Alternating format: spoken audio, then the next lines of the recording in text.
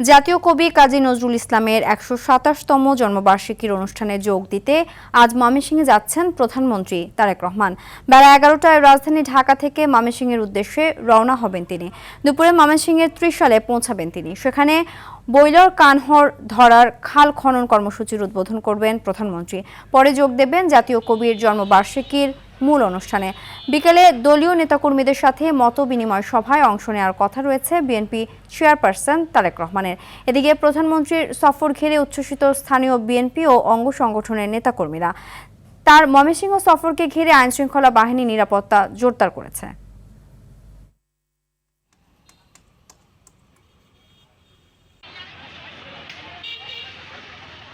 জাতীয় কবি কাজী নজরুল ইসলামের ১২৭তম জন্মবার্ষিকীর অনুষ্ঠানে যোগ দিতে আজ ময়মনসিংহে যাচ্ছেন প্রধানমন্ত্রী তারেক রহমান। দর্শক, ত্রিশালের ধরার খাল থেকে সরাসরি যোগ দিচ্ছেন সহকর্মী রুদ্র রফিক। রফিক, প্রধানমন্ত্রীর সফর ঘিরে সেখানকার সার্বিক অবস্থা আমাদের জানাবেন।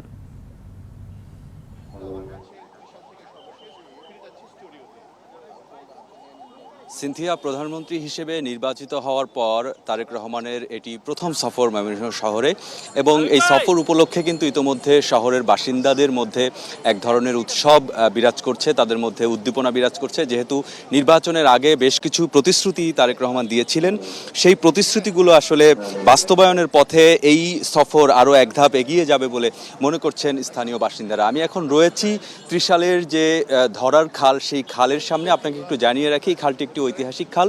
স্থানীয় নেতাকর্মীরা যেটি বলছেন যে এই খালটি পুনঃখনন কাজের উদ্বোধন করবেন প্রধানমন্ত্রী তারেক রহমান। এবং আপনাকে জানিয়ে রাখি, খালটি ১৯৭৯ সালের ৬ সেপ্টেম্বর তৎকালীন রাষ্ট্রপতি জিয়াউর রহমান তিনি এই খালটি খনন করেছিলেন, এবং তারপরে এই যে প্রায় ৫০ বছর পর আবারও তারই সন্তান প্রধানমন্ত্রী হিসেবে নির্বাচিত হওয়ার পর এই খালটি আবারও পুনঃখনন করবেন। এই খালটি পুনঃখননের মধ্য দিয়ে এই এলাকার মানুষের জীবনযাত্রার মান পাল্টে যাবে বলে মনে করছেন স্থানীয়রা। আপনাকে একটু জানিয়ে রাখি, ময়মনসিংহ অঞ্চলটি পুরোটি কিন্তু কৃষি প্রধান অঞ্চল। বিশেষ করে এই যে ত্রিশাল থানা, এই থানাতে প্রচুর পরিমাণ মাছ উৎপাদন হয়, এবং রাজধানী ঢাকা সহ দেশের বিভিন্ন অঞ্চলে যে মাছের যোগান, সেই যোগান কিন্তু এই অঞ্চল থেকেই এই অঞ্চলের কৃষিজীবী মানুষরা দিয়ে থাকেন। একসময় এই খাল দিয়ে প্রচুর মৎস্যজীবীরা মৎস্য শিকার করতেন। স্থানীয়দের সঙ্গে কথা বলেছি, তারা বলেছেন সবসময় এই খালে একসময় পানি থাকতো এবং তারা তাদের জীবিকা আহরণ করতেন। তবে বিগত দীর্ঘ সময়ে আসলে অব্যবস্থাপনা এবং সংস্কার না হওয়ায় কিন্তু খালটি একেবারে মৃতপ্রায়। আপনাকে একটু জানিয়ে রাখি যে এই খালের পুনঃখনন কাজের উদ্বোধন পরে কিন্তু এই খালের পাড়েই প্রধানমন্ত্রী তারেক রহমান একটি সুধী সমাবেশে অংশ নেবেন, যেটি আপনি দেখতে পাচ্ছেন। ইতিমধ্যেই কিন্তু মঞ্চটি পুরোপুরি প্রস্তুত, এবং এই খালের পুনঃখননের পরে তিনি এখানে বক্তব্য রাখবেন।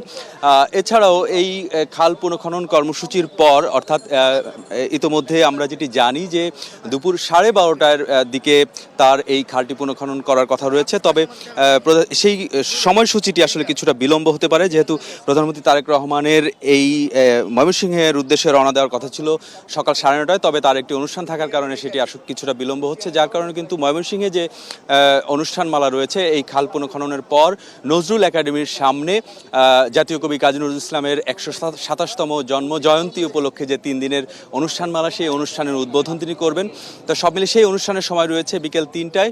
তবে প্রধানমন্ত্রী তারেক রহমান এখনও রওনা দেননি, সেই কারণে আসলে যে নির্দিষ্ট সময়সূচি রয়েছে সেই সময়সূচি কিছুটা বিলম্ব হতে পারে বলে স্থানীয় নেতাকর্মীরা বলছেন। নেতাকর্মীদের মধ্যে উৎসাহ উদ্দীপনা বিরাজ করছে। শুধু খাল খনন বা নজরুল ইসলামের জন্ম জয়ন্তীর এই অনুষ্ঠান ঘিরেই থাকবে না। এই অনুষ্ঠানটি আসলে আগামী দিনের যে এই ময়মনসিংহ বিভাগ হওয়ার পর তেমন কোনো উন্নয়ন হয়নি, সেটি বলছিলেন স্থানীয় নেতাকর্মীরা। সেই উন্নয়নের ছোঁয়া আসলে প্রধানমন্ত্রী তারেক রহমানের এই আগমন ঘিরে লেগে যাবে বলে নেতাকর্মীরা প্রত্যাশা করছেন।